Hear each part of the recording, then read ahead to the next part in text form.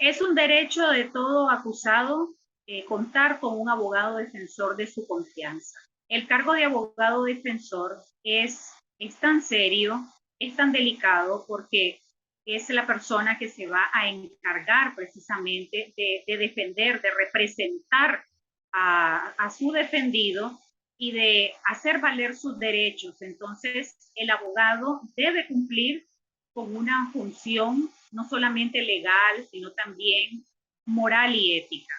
de manera tal que si el ejercicio de la profesión se ve afectado por otros factores,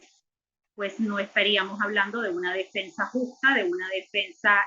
eficiente que pueda responder a las necesidades de esa persona que está siendo sometida a proceso. Ahora, en la mayoría de estos casos, como lo hemos visto, ha habido un patrón muy recurrente, es decir, hay limitaciones al acusado para que pueda contar con su abogado de confianza. Siempre existen impedimentos,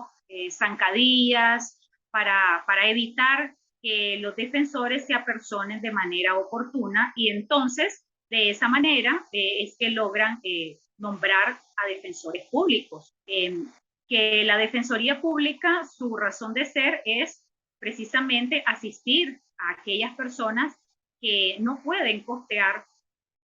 a un abogado privado, pero más allá de eso, es también representar a las personas que están siendo acusadas de algún delito, pero hacerlo también con la misma fidelidad y lealtad como si fuese un defensor privado. Lamentablemente, en todos estos casos, lo que hemos visto es que la Defensoría Pública se ha prácticamente plegado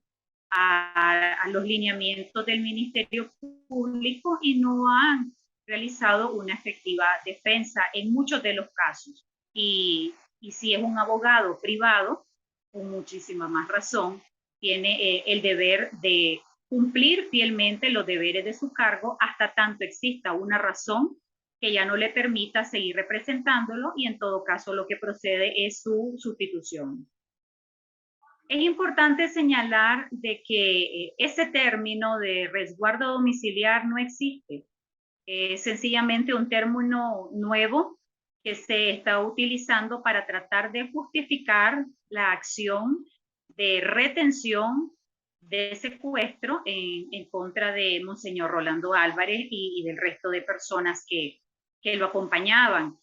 Lo que nuestra legislación procesal establece es el, el arresto domiciliar, que es una de las tantas medidas cautelares que establece el Código Procesal Penal. Pero ¿cuándo ocurre, o mejor dicho, cuándo procede la imposición de una medida cautelar? Cuando ya ha habido una acusación formal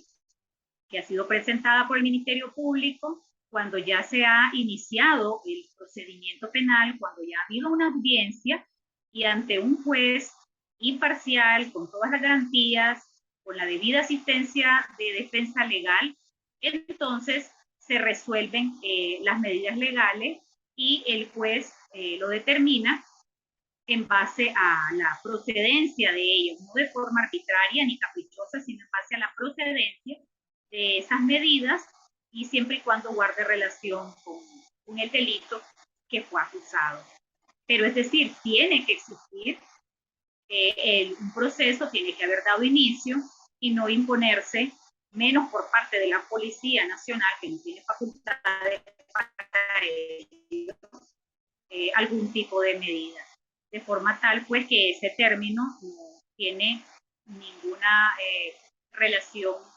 con las medidas establecidas en el Código Procesal Penal y, por lo tanto, constituye una detención ilegal.